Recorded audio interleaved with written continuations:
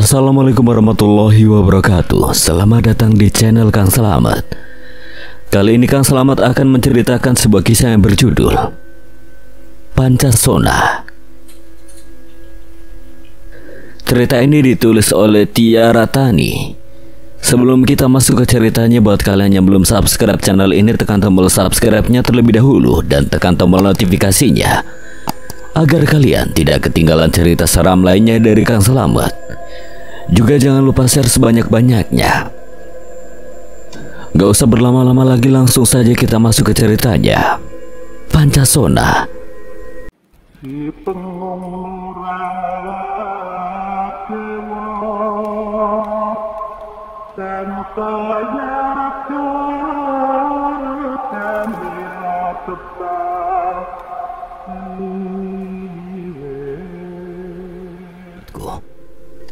Bukannya menjawab, justru ia tersenyum dan berbicara lirih.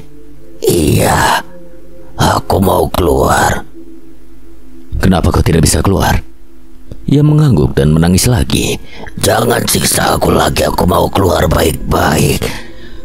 Baiklah, ada berapa temanmu di dalam tubuh Mbak Abiseka? Ada banyak. Kamu tempatnya di mana? Ia menunjuk kaki Abiseka. Jadi kau yang membuatnya lumpuh? Saya mau tanya lagi, kalau Pancasona di mana? Abiseka menggeleng dan menangis ketakutan. Kamu ketakutan? Baiklah, kalau begitu walaupun kau tidak bicara, aku tahu dia di mana. Danu menatap lekat tubuh Abiseka dari atas hingga ke bawah sambil berzikir dalam hati.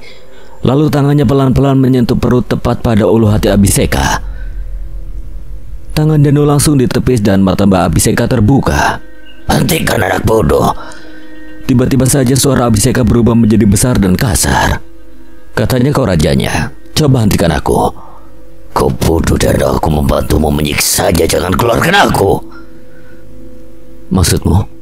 Abiseka adalah orang yang menyukai calon pengantinmu. Bak tersambar petir. Tiba-tiba saja Danu terdiam dan semua kenangan itu kembali terputar di kepalanya.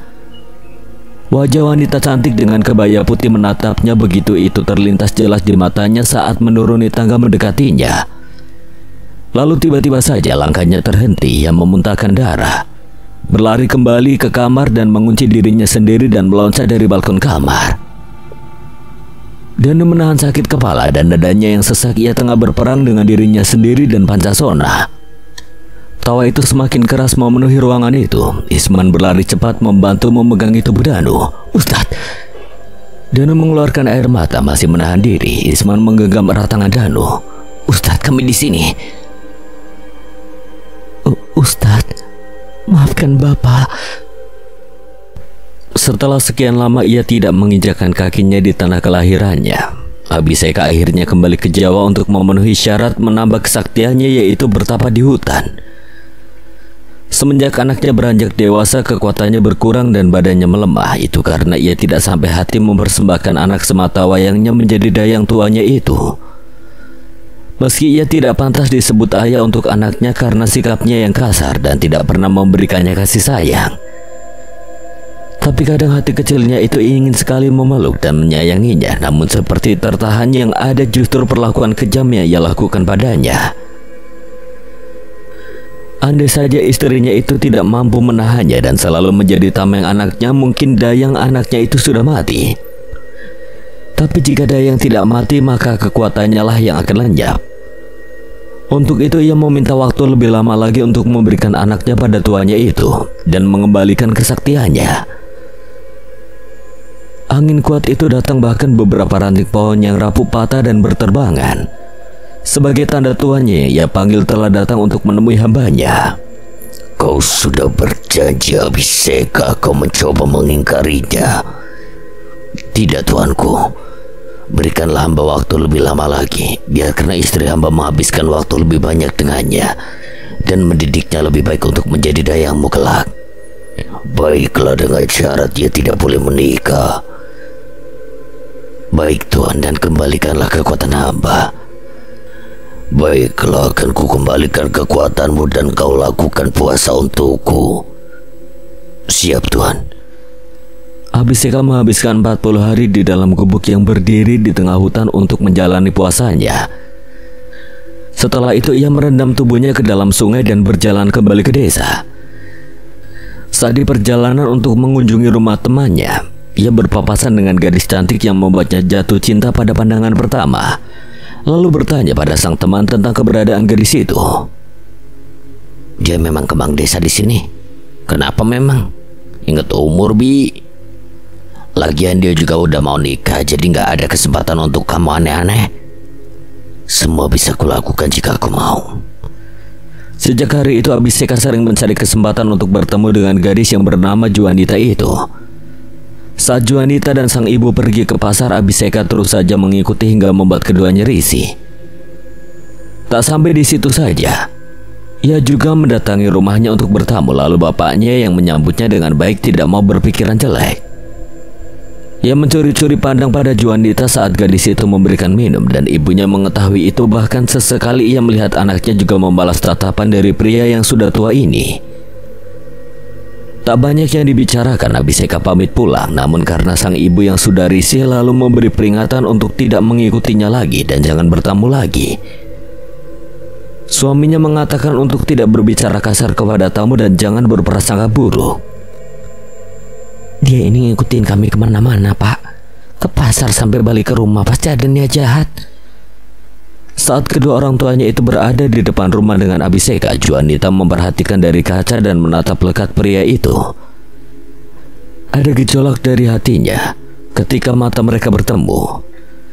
Ibunya menyadari itu dan membalikkan badan dan benar mendapati Juanita tengah menatap pria yang tidak jauh ada di hadapannya ini.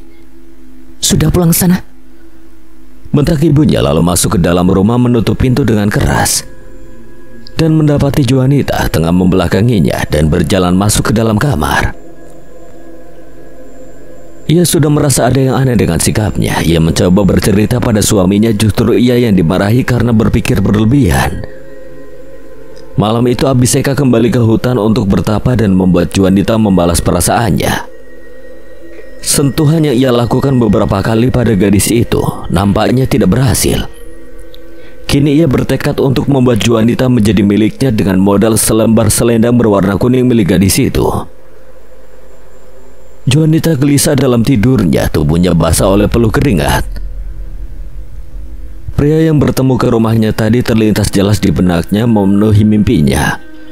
Lalu terbangun dan mengucapkan istighfar. Ia bingung maksud dari mimpinya dan menyadarkan dirinya karena sebentar lagi ia akan menikah dengan pria yang ia cintai. Mengapa harus ia memikirkan pria lain lagi?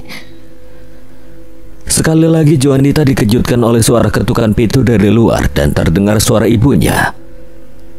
Ia mengembuskan napasnya lalu turun dari ranjang lalu membuka pintu dan langsung memeluk ibunya. Apa yang terjadi? Aku baru saja bermimpi buruk bertemu pria yang bertemu tadi. Dan ia memenuhi isi kepalaku sekarang. Tenanglah, tenang. Semoga ini hanya mimpi buruk. Ibu menepuk lembut kepala Juanita penuh sayang. Sejak malam itu kejadian-kejadian ganjil sering ada di rumah ini. Salah satunya, Juanita ditabrak motor hingga harus dirawat dan ditolong oleh Abhisheka. Keduanya kembali bertemu. Namun sang ibu tidak tinggal diam dan tidak mau jauh dari anaknya itu. Saat di rumah sakit, ibunya terus berdoa dan mengaji meminta perlindungan untuk keluarganya. Saat Juanita dinyatakan sembuh, keluarganya memutuskan untuk mengadakan pengajian sebagai syukuran, memohon keselamatan dijauhkan dari mara bahaya sekaligus kelancaran pernikahan Juanita nanti. Setelah meyakinkan diri dan mendengar nasihat ibu dan calon mertuanya untuk sholat dan mengaji, sebelum tidur juga ia disarankan membaca beberapa ayat kursi dan ayat-ayat pendek lainnya agar tidak bermimpi buruk atau disebut meruqyah diri sendiri. Dan benar saja, ia semakin yakin dan siap untuk mengarungi bahtera rumah tangga dengan Danu, pria yang ia cintai. Namun masalah hanya berhenti sesaat. Hari sebelum pernikahan, Juanita tiba-tiba saja kesurupan dan ingin bunuh diri. Namun syukurlah ia bisa diselamatkan hingga hari bahagia itu tiba. Semua orang tengah bersiap untuk menghadiri dan menyaksikan ijab kabul Danu dan Juanita. Danu yang mengenakan setelan jas pengantin warna putih tengah gugup menanti calon pengantinnya yang masih berada di dalam kamar. Lalu calon pengantin dengan kebaya putih panjang memberikan kesan anggun itu menarik semua perhatian, didampingi oleh ibu dan sanak saudara yang mulai menuruni anak tangga. Senyum manisnya terbingkai indah di wajahnya, namun tiba-tiba saja ia berhenti membuat semuanya bingung. Ia merasakan tenggorokannya sakit seperti ada yang akan keluar. Ia membuka mulutnya dan memuntahkan darah mengenai baju pengantinnya. Ia kebingungan sendiri dan berteriak. Ia berlari dari tangga dan kembali ke atas menuju kamarnya. Semua orang menjadi panik. Sang calon mertua yang merasa aneh sejak kemarin mencoba memanggilnya. Lalu Ibu Juanita bercerita tentang pria yang bertamu ke rumahnya dan mencurigai dialah penyebabnya. Suara itu terdengar keras, pintu itu didobrak dan terbuka, namun tidak ada yang melihat Juanita. Hingga gorden putih indah yang menghiasi kamar pengantin ini tertutup oleh angin, salah satu saudaranya berteriak histeris, mengundang semua untuk mendekat dan semua pasang mata melihat Juanita terkapar bersimbah darah di bawah. Ia loncat dari jendela kamar ini. Kedua orang tua Juanita tidak sanggup lagi hingga tidak sadarkan diri. Berbeda dengan Zakaria yang berlari cepat memeriksa nadi calon menantunya itu. Semua orang yang ada di belakangnya menanti jawaban darinya, termasuk Danu. Danu perlahan mendekat dan menyentuh pundak abahnya itu. Zakaria menoleh dan memeluk anaknya. Ikhlaskan dia sudah meninggal. Innalillahi wa inna ilaihi raji'un. Danu hanya menangis dalam dekapan abahnya. Orang-orang yang menyaksikan itu juga histeris atas apa yang baru saja terjadi. Seakan kaset film lama yang sengaja diputar, cerita itu terus terlintas di benaknya, membuatnya mengingat semua masa kelam yang membuatnya terus dihantui rasa bersalah hingga detik ini. Kini kepalanya seakan ingin pecah karena ia tidak mau mengingatnya lagi memori yang sudah disimpan dalam-dalam di hatinya. Tak bisa menahannya lagi, kini bulir-bulir air bening itu membasahi pipinya. Kini ia menangisi semua yang terjadi padanya. Danu. Sang pemilik nama membuka matanya dan melihat sekitarnya. Ia tahu bahwa sedang berada di kamarnya sendiri.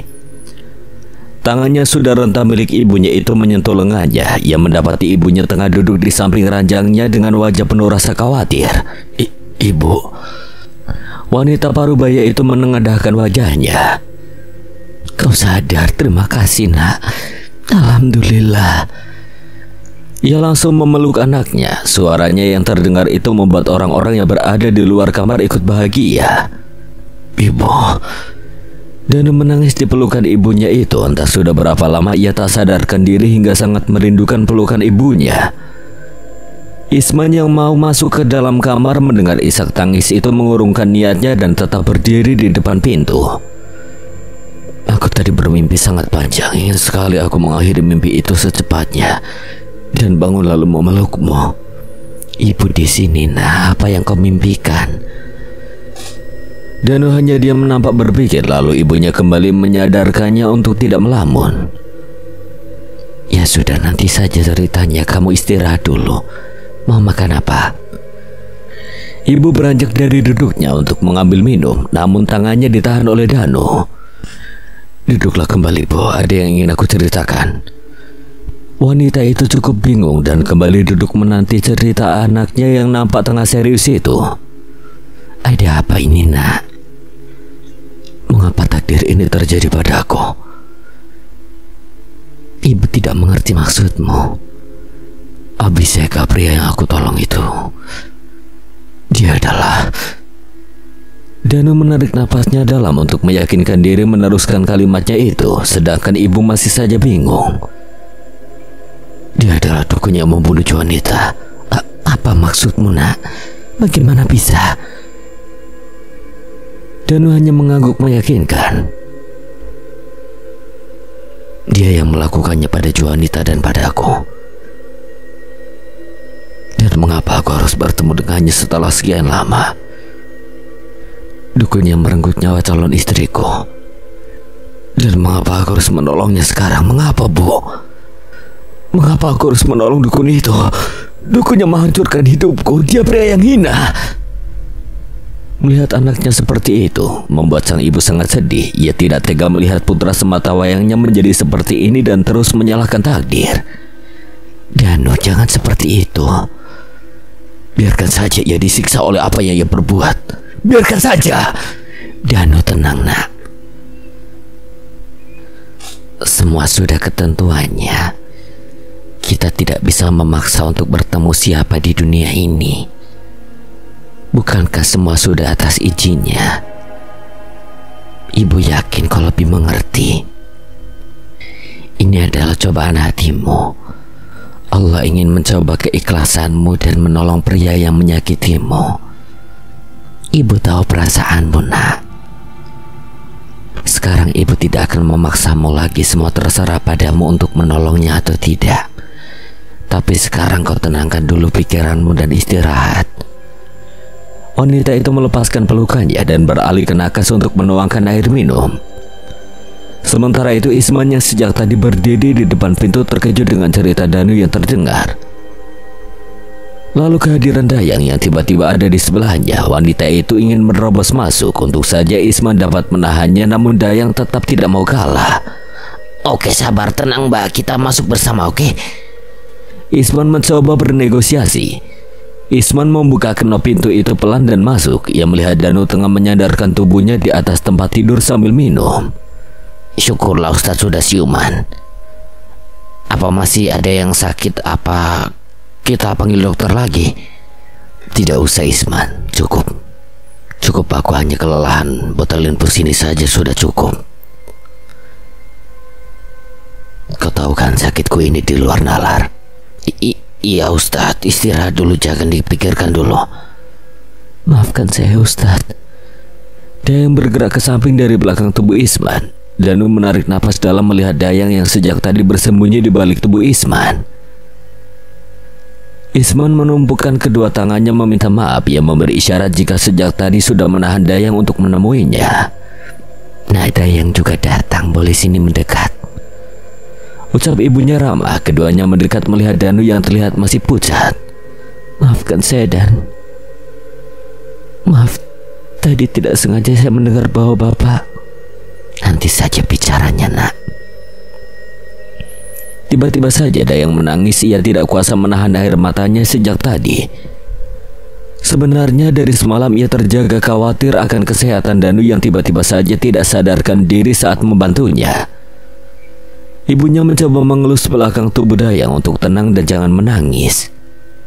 Jika saja aku bisa memilih, aku tidak mau dilahirkan ke dunia ini dan memiliki orang tua sepertinya. Hidup selama 25 tahun tapi aku merasa mati sejak aku dilahirkan. Ini bukan salahmu, nak. Untuk apa aku dilahirkan jika hanya dijadikan tumbal dan juga Dayang untuk iblis oleh bapakku sendiri? Kini ibu Danu benar-benar merasa iba dan memeluknya dalam. Ia tahu Dayang hanya gadis biasa yang diperalat oleh bapaknya. Tak ada gunanya aku hidup, Bu. Bunuh saja aku ini. Aku sangat lelah. Untuk apa aku hidup jika ragaku sering digunakan oleh makhluk lain? Isman juga merasa sedih dengan keadaan seperti ini. Ia kasihan dengan Dayang yang juga tetangganya itu, tapi ia juga merasa bersalah memaksa Danu untuk membantunya, hingga membuka luka lama dan Danu menjadi sakit seperti ini. Sungguh aku tidak pernah tahu jika Papa dulunya pernah menyakiti bahkan membunuh calon istri Ustadz. Hanya saja sebelum ibu meninggal ia memberikan pesan yang aku tidak mengerti maksudnya. Apa itu? Satu saat nanti akan ada seseorang yang amat bapakmu benci. Namun ia juga yang akan menolongnya lepas dari belenggu iblis Pancasona itu. Dan aku akan setia mendampinginya hingga masaku. Jika aku lebih dulu mati maka itu tugasmu, Dayang. Dan sekarang aku baru mengerti maksud pesannya itu. Danu batuk dan kembali minum air yang masih ada di gelasnya. Jika Ustaz tidak mau membantu saya tidak apa-apa. Tapi maafkan saya dan bapak saya dan terima kasih sejauh ini sudah membantu kami. Dayang berdiri dari duduknya lalu pamit pulang hingga pintu kamar itu tertutup. Ibu dan Isman saling memandang lalu bersamaan melihat Danu yang masih diam. Aku masih merasa sangat pusing, bisa tinggalkan aku sebentar, aku ingin istirahat. Mas Danu, dia hanya menyiksaku di dunia, namun selesainya masaku itu sudah ketetapan Allah. Ikhlaskan aku, Mas. Bantulah wanita itu sebelum terlambat, kelak Mas Danu mengerti akan semua ini. Bayangan seorang wanita yang amat dirindukannya terus memenuhi isi kepalanya dan mengusik tidurnya. Ucapan yang keluar dari mulutnya terus terngiang di telinganya. Lalu ia memutuskan untuk membuka matanya dan bangun dari tidurnya. Udara dingin menusuk hingga ke tulang karena hujan deras malam itu. Suara kayu terdengar saling berbenturan karena ditiup angin. Danu berdiri dari kasurnya, memincingkan matanya melirik jendela yang terbuka itu dan menutupnya. Saat ia merapatkan jendela itu, tiba-tiba saja ada seseorang di sebelahnya dengan tubuh besar tinggi berwarna hitam dengan mata terang menyala, membuatnya sedikit terlonjak dan memejamkan matanya dan zikir. Saat ini ia buka matanya dengan perlahan-lahan. Tiba-tiba saja ada suara gemuruh dan mengetuk jendela itu, kuat seperti tidak sadar untuk dibukakan. Danu melihat itu sudah merasa ganjil dan melepaskan pegangannya pada jendela itu. Siapa itu?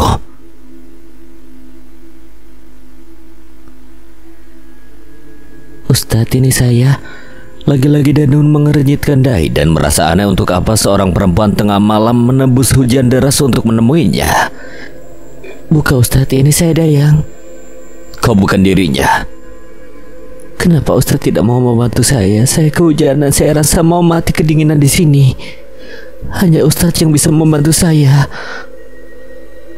Aku berlari dari rumah karena tidak tahu harus kemana. Hanya Ustadz seorang yang bisa menolong saya.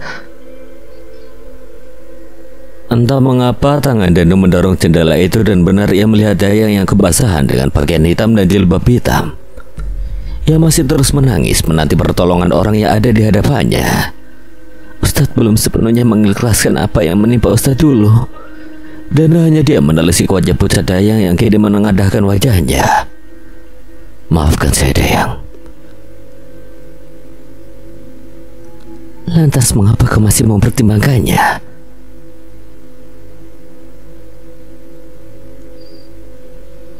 Hentikan Ustadz, relakan dia jadi dayangku. Danu sudah menyadari siapa yang ia hadapi sekarang. Ia hanya tertawa besar dengan matanya yang membesar dan wajah. Sambil terus tertawa dia memuntahkan darah yang mengotori lantai ubin dan bajunya itu. Dayang! Danu tiba-tiba duduk dari tidurnya dan memutar bola matanya menelisik ke sekitar dan ia memastikan ia berada di kamarnya. Astagfirullahaladzim. Ia terdiam sejenak memikirkan maksud mimpinya itu dan ucapan wanita juga terus terngiang di telinganya membuat sulit berpikir. Danu benar-benar saat ini ia berjalan ke arah kamar mandi, membasuh wajahnya dan mengambil wudhu lalu melakukan sholat malam. Cukup lama ia berdoa dan berzikir. Terdengar kumandang azan subuh lalu ia keluar kamar dan berjalan menuju masjid sambil terus berpikir dan menenangkan hatinya. Saat melangkah masuk ke dalam masjid, dari ekor matanya ia seperti mendapati sosok Mbak Abiseka tengah mengawasinya. Namun tidak terlihat gagah. Ia seperti bungkuk dengan rambut yang sudah putih. Untuk meyakinkan diri, Danu menarik kaki kanannya dan menoleh pada orang yang mengamatinya itu. Namun sudah tidak ada. Ayo Ustadz. Ya baik, mari. Danu terdiam sejenak lalu meneruskan masuk ke dalam masjid dan menjadi imam salat subuh kali ini. Seusai sholat beberapa warga menanyakan kesehatannya. Alhamdulillah saya baik-baik saja. Biasa kecapean karena sebentar lagi mulai penerimaan siswa baru. Maaf kalau tidak sopan Ustadz, tapi Ustadz ditemukan pingsan di rumah Mbak Abiseka. Apa benar Ustadz sedang mengobatinya? Saya sedang menjenguk Mbak Abiseka sama Isman. Saya coba bantu apa yang saya bisa, tiba-tiba kepala saya pusing. Bukan bantuin malah ngerepotin. Apa itu perbuatan babi Seka, Ustadz? Astagfirullahaladzim, jangan suuzon Pak Halim. Saya memang kecapean kok. Kita doakan yang terbaik saja. Tapi Ustadz, sudah 2 hari ini beberapa warga melihat seperti Mbak Abiseka sedang berjalan. Danu cukup terdiam dan berpikir berarti tadi benar-benar Mbak Abiseka yang dia lihat bukan halusinasi semata. Bukannya dia sakit? Kok aku merinding ya? Isman tidak seperti biasanya, hanya diam menyimak obrolan subuh itu, namun diamnya nampak seperti berpikir keras. Mungkin sudah mulai pulih, bukannya sudah biasa beliau berjalan-jalan dan menyapa dengan ramah. Ini agak beda Ustadz, dia itu muncul tiba-tiba ketika diajakin sholat berjamaah atau kita ajak ngumpul di pos rodanya diam, kayak bukan dia. Astagfirullahaladzim. Kita cuma bisa doa, mari kita pulang bapak-bapak. Iya Ustadz, Assalamualaikum. Waalaikumsalam. Danu melirik Isman yang ada di belakangnya masih saja diam. Isman. Panggilnya pemilik nama masih saja diam sibuk dengan isi kepalanya sendiri. Isman benar-benar berbalik badan dan menyentuh pundaknya. Isman. Iya Ustadz, ada apa? Kamu yang kenapa? Dari tadi cuma diam gak biasanya. Saya tidak apa-apa Ustadz. Bagaimana keadaannya? Masih ada yang sakit kah? Udah 2 hari saya istirahat dan cukup membuat saya lebih baik sekarang. Seperti yang terlihat. Alhamdulillah kalau begitu. Kamu ini sebenarnya ada apa sih? Apa yang mau diomongi? Kalau saya menjawab, saya rasa Ustadz tahu apa yang mau saya sampaikan. Siapa bilang kamu pikir aku ini siapa bisa menebak isi pikiran orang? Saya tuh mau cerita tentang Mbak Dayang, tapi saya nggak mau buat Ustadz kepikiran. Tapi jadi kepikiran saya nggak tahu mau bicara sama siapa. Tentang apa emang? Ini saya cuma berbagi ya Ustadz, tidak memaksa tahu. Udah cepat katakan. Waktu saya antar dia pulang, Mbak Dayang menyampaikan jika Ustadz tidak bisa menghentikan ini, berarti kesesatan ini akan terus berlanjut. Danu mengingat ucapan Dayang yang ia maksud. Danu hanya diam mendengarkan ucapan lawan bicara yang ada di sebelahnya ini sambil berjalan pada hari yang mulai fajar itu. Aku hanya memberikannya semangat jangan putus asa dan salah jalan. Saya takut Mbak Dayang pasrah dan menyetujui dirinya menjadi pelayan iblis itu. Mbak Dayang sempat tak sengaja berbicara bahwa ia beberapa hari ini merasakan ada gejolak di hatinya untuk memenuhi panggilan itu. Bahkan tanpa ia sadari ia membuat sesajen dan ia menikmati sendiri seperti yang biasa bapaknya lakukan. Apa dia akan menggantikan bapaknya? Danu tiba-tiba menghentikan langkahnya menatap Isman dalam, lalu melanjutkan langkahnya cepat menuju rumah. Danu membuka lemari bajunya. Tangannya mulai menyentuh beberapa baju yang tergantung dan di bagian atas yang terlipat sesuai dengan warna tertata dengan rapi. Namun ia tidak kunjung menjatuhkan pilihan baju yang akan ia kenakan malam itu. Padahal ia hanya akan tidur. Ia terlihat masih mengamati baju-baju itu, tapi pikirannya entah di mana. Akhirnya ia menarik baju kaos berwarna abu-abu yang terlipat lalu menutup lemarinya. Tiba-tiba saja ia terlonjak kaget saat melihat seorang wanita tua yang ada di balik pintu itu. Astagfirullahaladzim. Ibu kenapa tidak mengetuk pintu? Sejak tadi ibu sudah mengetuk pintu dan memanggilmu tapi tidak ada jawaban. Ibu masuk pun kamu tidak sadar. Danu hanya diam mendengarkan sambil memakai kaosnya yang sudah ia pilih itu. Apa yang kamu pikirkan? Tidak ada Bu. Apa kamu masih mempertimbangkan untuk membantu gadis itu? Mendengar pertanyaan ibunya, Danu yang sedang meneguk air di dalam gelas itu meletakkannya pelan ke atas nakas dan menarik napasnya dalam. Dayang maksud ibu? Iya Dayang. Ibu yakin dia gadis baik dan lugu meski terlihat begitu membenci bapaknya. Tapi jauh di lubuk hatinya yang paling dalam ia ingin menyelamatkan bapaknya. Apa apa yang ditanamkan dan diajarkan oleh ibunya dulu hingga menjadikan pribadinya yang sangat baik. Tapi kasihan dia. Dia gadis polos yang menanggung akibat ulah bapaknya dan meminta pertolongan. Saat ini jiwanya sangat terguncang, ibu takut. Wanita itu mulai meneteskan air mata membayangkan gadis yang ia bicarakan itu memeluknya tulus. Ibu takut ia salah jalan dan ikut bersama bapaknya di jalan yang sesat. Danu menoleh melihat ibunya itu dan mengingat kalimat yang diucapkannya itu sama seperti yang disampaikan oleh Isman tadi. Waktu saya antar dia pulang, Badai yang menyampaikan jika Ustadz tidak bisa menghentikan ini, berarti kesesatan ini akan terus berlanjut. Danu menekan kedua pelipisnya. Wajah Dayang dan ucapan Isman bergantian memenuhi isi kepalanya. Saya takut Badai yang pasrah dan menyetujui dirinya menjadi pelayan iblis itu. Bahkan tanpa ia sadari, ia membuat sesajen dan ia menikmati sendiri seperti yang biasa bapaknya lakukan. Apa dia akan menggantikan bapaknya? Lalu Danu kembali mengingat Dayang yang meliuk-liukan badannya menari dengan tatapan tajam itu. Apa kau akan membiarkan kesesatan itu, nak? Kau tak mau menyelamatkan. Ada apa Danu, kepalamu pusing, nak? Tanya ibunya karena melihat Danu menekan kuat kepalanya. Namun Danu hanya menggeleng. Ibunya cepat memberikan air minum yang membuka laci untuk memberikan obat yang diberikan oleh dokter beberapa hari lalu.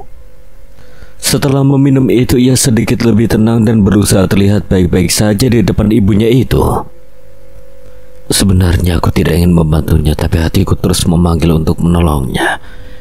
Dan kepalaku selalu memikirkan keselamatannya.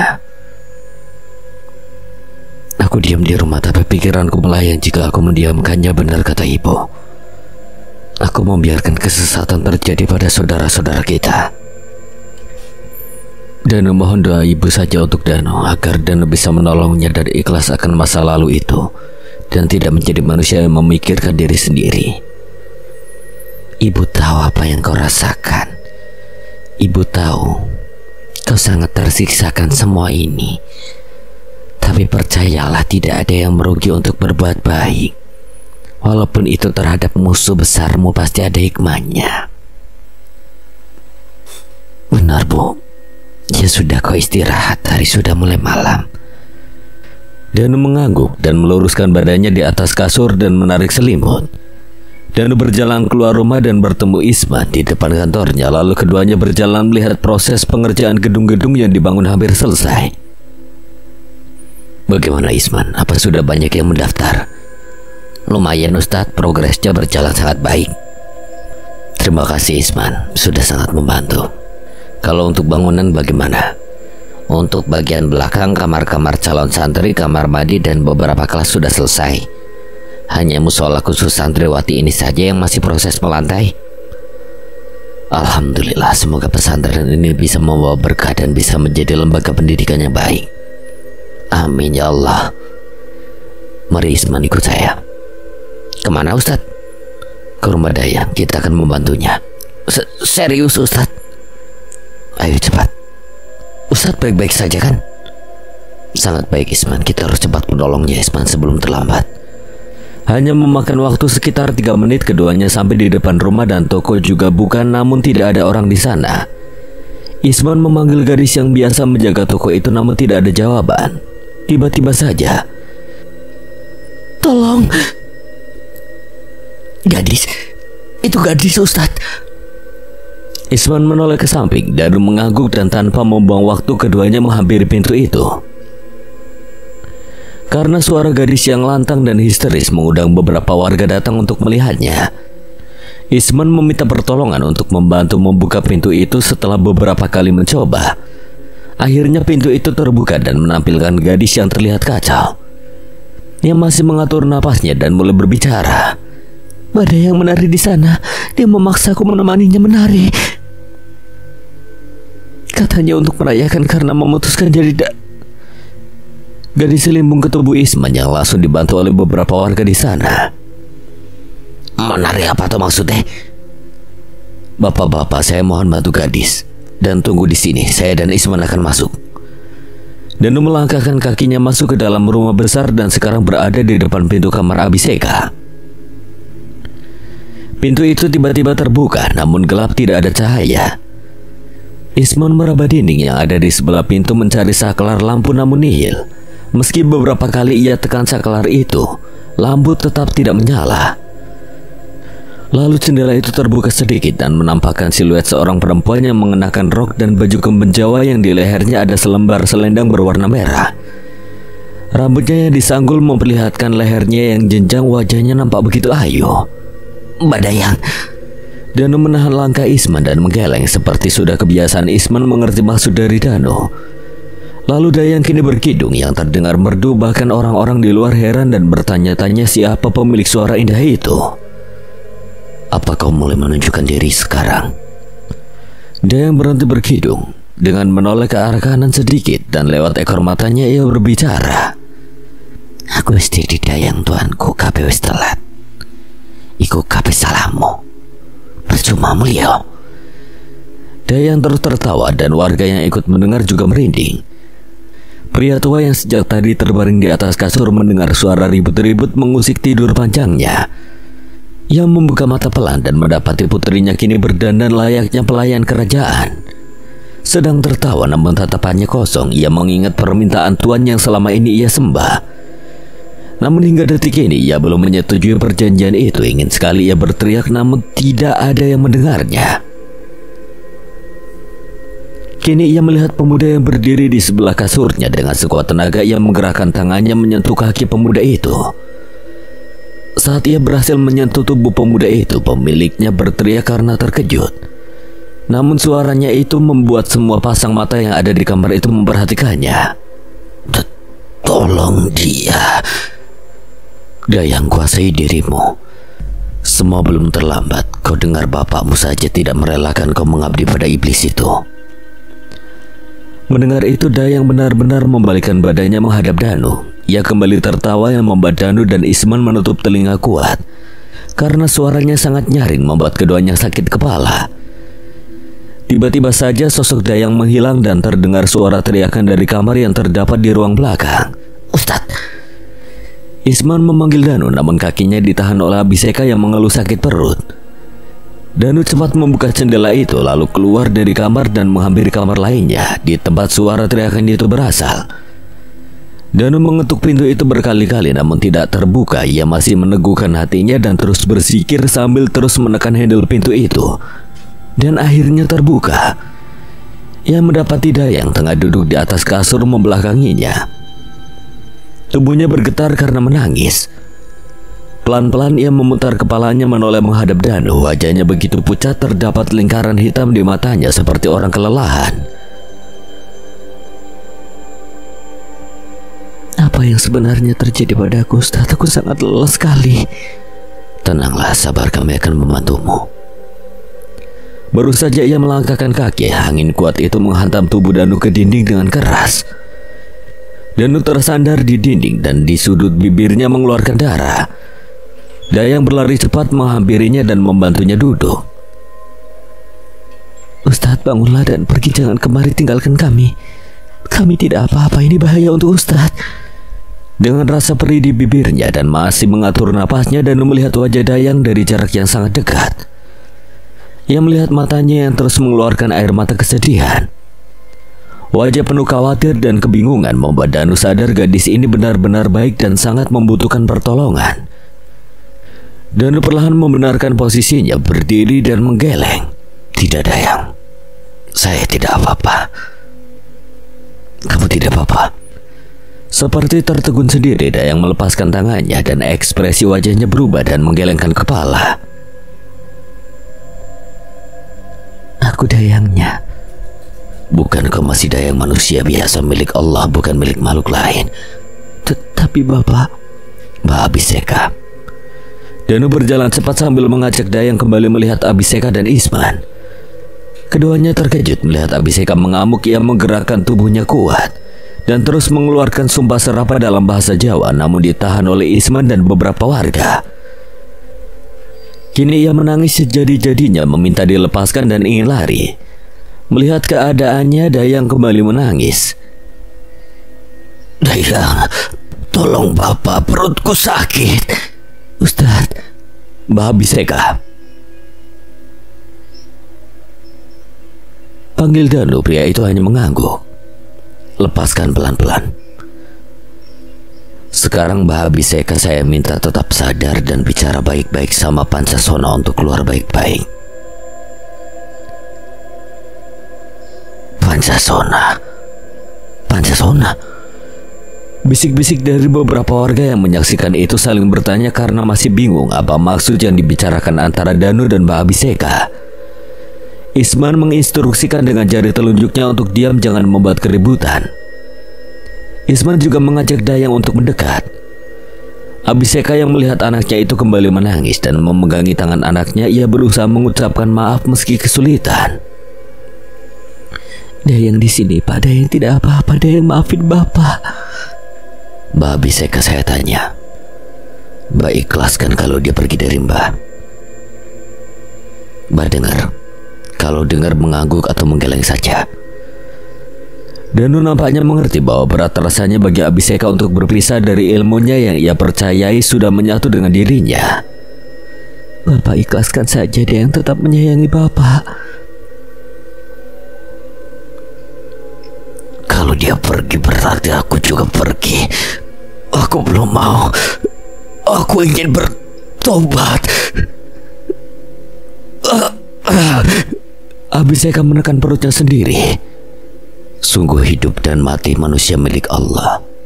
Jangan takut padanya. Sekarang mau kita keluarkan bersama. Hanya Mbah Abiseka sendirilah yang bisa mengusirnya dengan keikhlasan Mbah. Kini Abiseka mengangguk dan terus menangis. Namun Dayang tidak henti menyeka air mata itu. Kini ia merasa kasihan dengan bapaknya yang terlihat sangat tersiksa itu. Baiklah, sekarang Mbah bilang, saya ingin kamu pergi. Saya ikhlas, aku ingin tenang. Sambil pegang perutnya di bagian yang sakit. Abiseka mulai mengelus-elus ulu hatinya dan mulai berbisik dengan dirinya sendiri dengan bahasa Jawa. Ia terlihat berperang dengan dirinya sendiri dan sesekali kembali merapalkan niat ilmu Pancasona itu untuk melawan Danu. Namun tubuhnya sudah tidak kuat lagi. Isman, Dayang dan beberapa warga yang menyaksikan itu memiliki prasangka dan perasaannya berbeda-beda. Hal yang mereka anggap tabu ternyata benar adanya. Baiklah bapak-bapak, Dayang, kamu bantu doa kita lepaskan bersama-sama ilmu yang mengikuti Mbah Abiseka selama ini. Dan mulai mengangkat kedua tangannya dan membaca ayat-ayat Allah yang bertujuan untuk mengusir ilmu itu, yang juga diaminkan oleh orang-orang di sana. Begitu juga oleh Dayang dan Mbah Abiseka yang terus menangis dan sesekali kesakitan. Iblis tersebut sangat bandel dan tidak mau keluar dan terus melakukan perlawanan, juga sesekali menepuk kasurnya sendiri dan berbicara dan akan tetap hidup selamanya. Pergerakannya itu sesekali ditahan oleh Isman dan warga. Berhenti, berhenti! Teriaknya, lalu Mbah Abiseka lemas dan tidak sadarkan diri. Danu pun menyelesaikan doanya dan menarik napasnya dalam. Ia juga merasakan lemas pada tubuhnya, hanya saja ia masih bisa menguatkan diri. Tak lama kemudian ada perubahan dari Mbah Abiseka yang membuat semua orang di sana kembali terkejut. Tiba-tiba saja wajah Mbah Abiseka dipenuhi kerutan dan seluruh rambutnya memutih. Kini ia terlihat tua sesuai dengan usianya. Astagfirullahaladzim, ucap warga yang tertegun dengan apa yang ada di hadapan mereka. Danu meminta semuanya untuk keluar, biarkan Isman dan Dayang yang membenarkan posisi Mbah Abiseka tidur. Danu keluar kamar tersebut menuju ruang tengah. Ia duduk di salah satu kursi dan menyandarkan tubuhnya. Sekali lagi ia menarik napas dalam-dalam. Melihat itu, salah satu warga berinisiatif mengambilkan air minum di dapur, lalu ia tuangkan di dalam gelas dan diberikan kepada Danu. Terima kasih, Bade. Tak lama kemudian Dayang ikut bergabung dan dipersilahkan duduk oleh Isman lalu diberikan minum. Keadaan Dayang juga terlihat tidak baik-baik saja. Kini ia hanya diam dengan tatapan kosong, namun banyak sekali hal yang memenuhi kepalanya. Assalamualaikum warahmatullahi wabarakatuh. Apa yang terjadi hari ini kita jadikan pelajaran semuanya.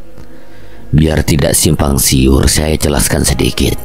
apa yang terjadi pada Mbak Abiseka dan Mbak Dayang agar tidak menimbulkan pikiran yang macam-macam. Mbak Abiseka dulunya memiliki sejenis ilmu hitam yang menyesatkannya, yang membuat dirinya dan keluarganya seperti sekarang ini. Pancasona maksudnya, Ustadz?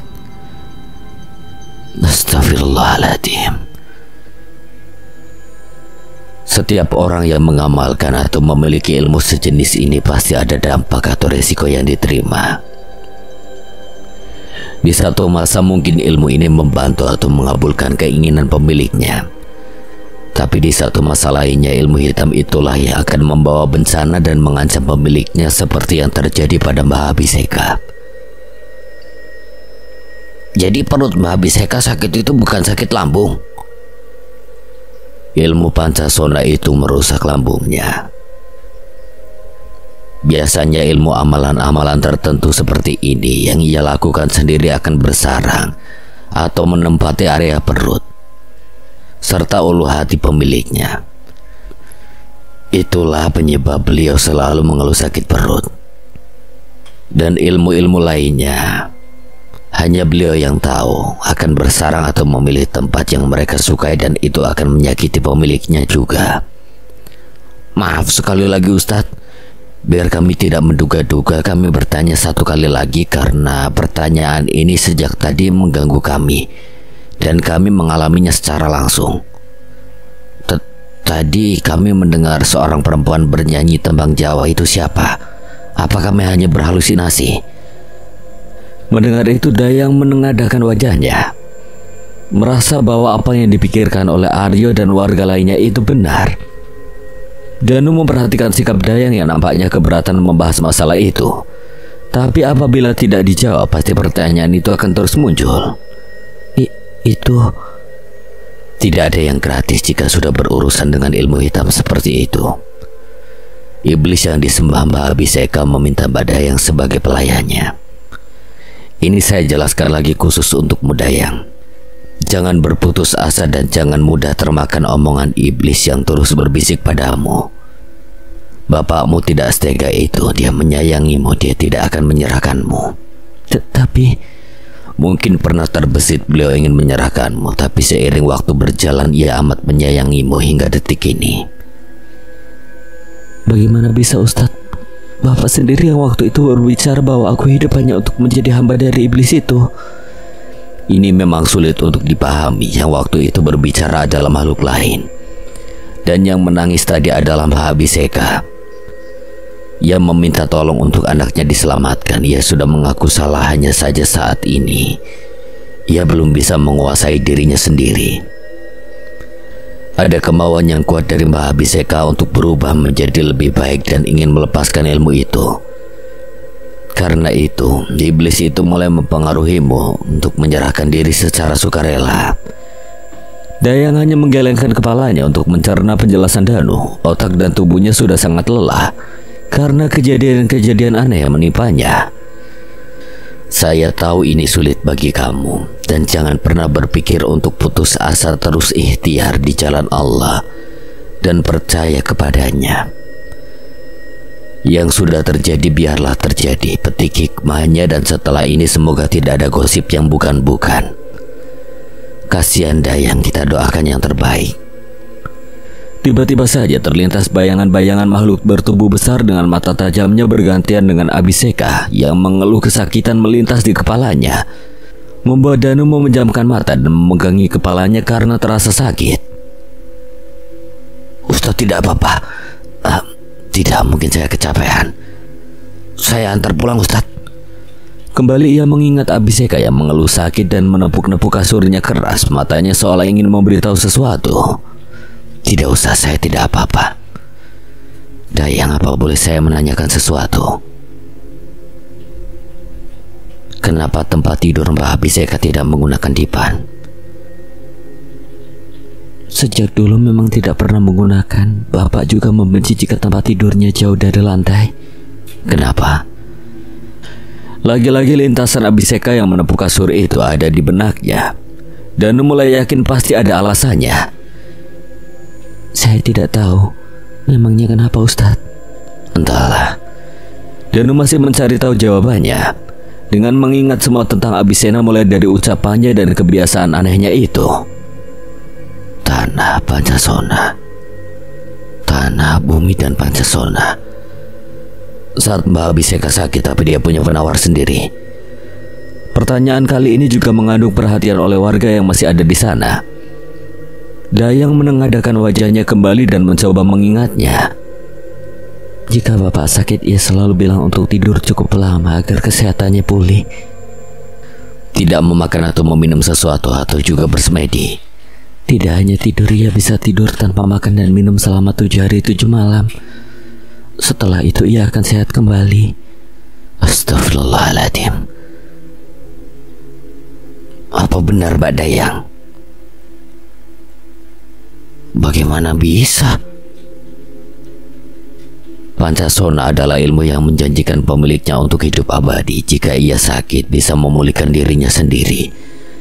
Sekalipun anggota tubuhnya terpisah, mereka akan bersatu kembali. Lagi-lagi penjelasan Danu itu membuat semuanya yang ada di sana diam dan mencoba mencerna apa yang dia ucapkan dan caranya.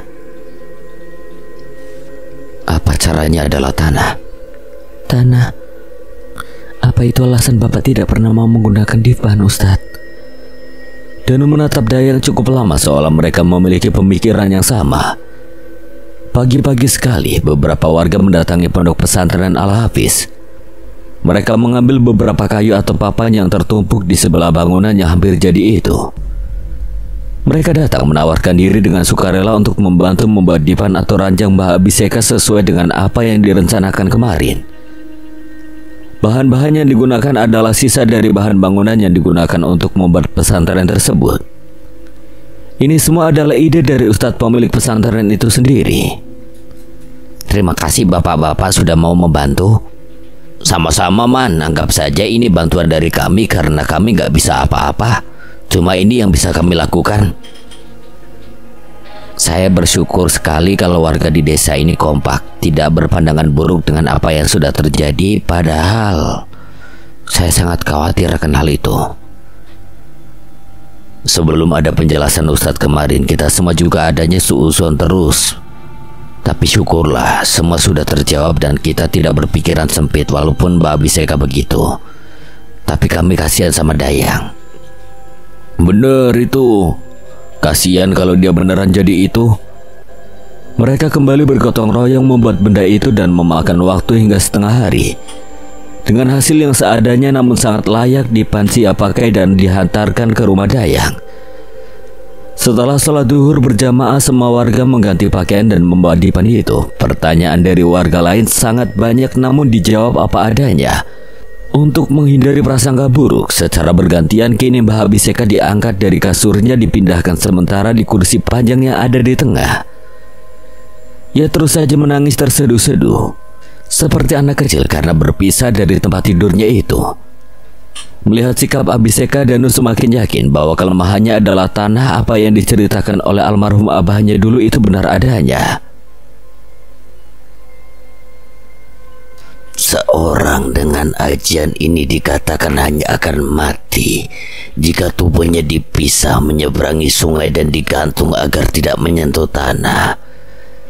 Jika menyentuh tanah, bagian-bagian tubuh tersebut dapat kembali bersatu dan orang yang memiliki ajian ini bisa hidup lagi. Ustadz, sudah selesai kan? Mari kita pindahkan sekarang. Mendengar itu Abiseka menggelengkan kepalanya, tidak mau dipindahkan. Tiba-tiba saja dia marah menunjuk Danu dan mengusirnya. Harusnya tak bunuh kamu dari dulu. Anak gak tahu diuntung. Astagfirullahaladzim. Bapak, aku hanya mau bapak Dayang di sini. Mbah Abiseka melemah dan matanya kembali meneteskan air bening. Bapak mau melepaskannya ya? Bapak capek. Iya, Dayang tahu, yang sabar ya Pak, pasti cepat sehat. Kita pindah sekarang ya.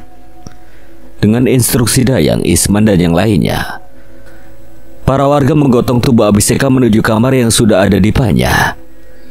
Alhamdulillah, semoga ini jalan kesembuhan bagi Mbak Abiseka. Mbak Dayang, enggak apa-apa. Dayang menggeleng, namun ia terlihat akan muntah. Dengan sigap Arya mencari kantong plastik yang ia berikan pada Isman. Langsung saja Dayang memuntahkan isi perutnya, namun yang keluar hanyalah cairan bening, bukan darah seperti biasanya. Ustadz, Dayang, kau masih bisa bangun? Dayang mengangguk dan mengajaknya ke ruang tengah yang disusul oleh warga lainnya. Salah satu warga perempuan yang juga bude dari gadis itu merangkul Dayang dan didudukannya di kursi panjang itu. Sedangkan Isman berlari ke dapur untuk mengambil minum. Untunglah rumah Dayang yang luas ini bisa menampung cukup banyak warga yang terus berdatangan untuk melihatnya. Apalagi yang terjadi pada Dayang, Ustadz? Wallahu a'lam, bapak-bapak dan ibu-ibu. Ini kemungkinan dan menurut saya saja, semoga bisa dimengerti ya. Berdasarkan cerita orang dulu yang punya ilmu atau ajian, ini kelemahannya ada berjauhan dengan bumi atau tanah. Setelah kita memindahkan Mbak Abiseka, mungkin saja kekuatannya ikut melemah. Tapi mengapa Dayang tiba-tiba lemas? Dayang ini juga dipengaruhi oleh bapaknya selama ini. Dia sakit, diikutin makhluk tak kasat mata, diberi penglihatan dan sebagainya. Nah, pemilik atau pemberi pengaruh itu mulai melepaskannya, dan apa yang ada di tubuh Dayang mulai melepaskan diri. Syukurlah kalau begitu, Ustadz. Mungkin hal ini bukan hanya terjadi pada Dayang, tapi Bude Ranti dan gadis. Alhamdulillah, keponakanku, Pak, ucap Bude Rumini karena ia tahu sejak kemarin gadis merasa lemas dan mengeluhkan seluruh tubuhnya sakit. Dayang, setelah ini kita akan lakukan ruqyah beberapa kali dibantu oleh yang lainnya. Sekarang kamu istirahat dulu. Ustadz, ada sesuatu lagi yang ingin aku tunjukkan. Dayang yang berdiri dibantu oleh Bude Rumini menuju kamarnya. Tak lama kemudian ia kembali memberikan bungkusan kain kuning itu ke tengah meja. Ini aku temukan waktu membersihkan kamar Bapak. Ada pakaian perempuan dengan adat Jawa dan selendang merah. Lalu ada juga keris buntalan kain putih, kalung, dan benda-benda lainnya. Danu dan Isman saling menatap dan mengingat makhluk yang menyerupai Dayang waktu itu. Ini seperti pakaian kerajaan. Kita bakar saja. Saat semua benda itu terbakar, kini Dayang benar-benar tersadarkan diri, namun dibantu oleh Rumini dan warga lainnya. 4 bulan kemudian, selain mengurus tokonya, kini Dayang juga disibukkan membantu mengurus pesantren Al-Hafiz. Dengan banyak melakukan kegiatan positif, pengajian, dan bertemu orang banyak membuatnya bangkit kembali untuk meneruskan hidupnya. Kini ia hidup seorang diri setelah bapaknya meninggal. Kadang ia masih merasa sedih saat mengingat hari-hari terakhir bersama bapaknya. Wajah bapaknya yang tersenyum tulus saat melihatnya. Saat mendengar azan, ia mulai memanggil meminta Dayang membantunya berwudu dan menyiapkan tempat sholatnya. Tak mau makan sendiri dan rela menunggu Dayang menutup toko dan makan malam bersama. Meski kesulitan komunikasi, Dayang berusaha mengerti maksud dari bapaknya. Keduanya bersenda gurau dan melupakan masa lalu. Bapaknya memiliki semangat yang tinggi untuk bisa sembuh, namun Allah punya rencana lain. Ia memanggil bapaknya untuk berpulang kepadanya selamanya. Semoga tobat Bapak diterima. Dayang kini berjalan pulang dari pesantren. Ia izin untuk pulang lebih cepat karena malam ini ada acara tahlilan 100 hari bapaknya. Beberapa warga, gadis yang sudah dianggap adik sendiri, dan Bude Ranti membantu untuk menyiapkan makanan dan sebagainya. Ba'da Isya, semua warga dan beberapa staf pesantren hadir dan memulai tahlilan. Danu juga hadir sebagai pengisi ceramah malam itu. Lalu pembacaan Yasin bersama. Setelah selesai, semuanya menyantap hidangan yang disiapkan. Setelah semua selesai berpamitan pulang, Dayang mengucapkan terima kasih karena sudah mau datang di acara tahlilan itu. Saat Dayang mengambil piring-piring kotor, Ibu Danu memanggilnya untuk berbicara. Ada apa, Bu? Mohon maaf, tunggu sebentar ya, saya lagi cuci tangan. Baiklah, saya tunggu di sini ya. Tak lama kemudian Dayang datang menemuinya dan duduk berdampingan. Nah Dayang, Ibu mau ngomong langsung saja. Iya Bu, ada apa ya?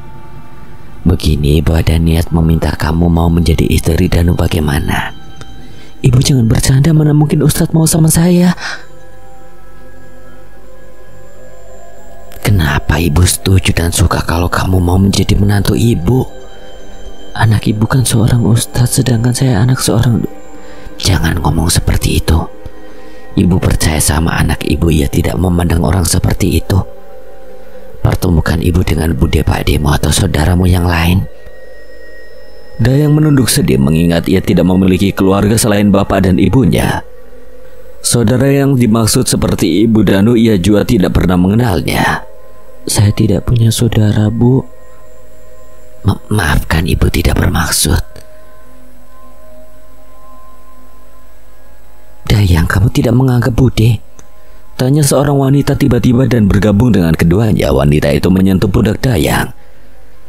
Dayang melihatnya sebentar lalu memeluknya erat. Bude juga merawat dan menjagamu sejak kecil. Kamu itu anak Bude, jadi jangan asal bicara. Bude Ranti, maafkan Dayang. Jadi gimana, mau nggak? Udah, pakai malu-malu.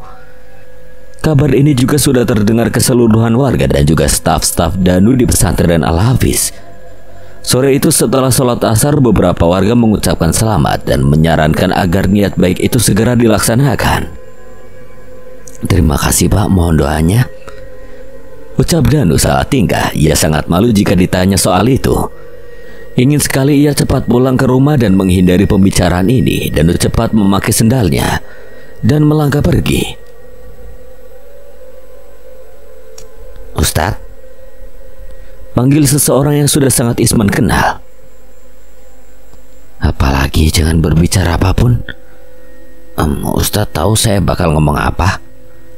Diam Isman, saya mau pulang.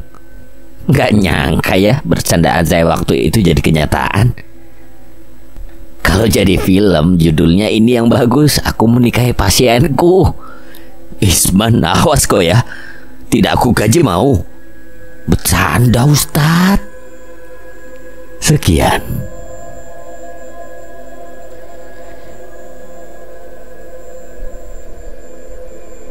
Dan terima kasih buat Tiara tadi yang telah mengizinkan saya membawakan ceritanya. Apabila ada kesalahan atau kekurangan, Kang Selamat memohon maaf sebesar-besarnya. Dan akhir kata, Kang Selamat pamit undur diri. Wassalamualaikum warahmatullahi wabarakatuh.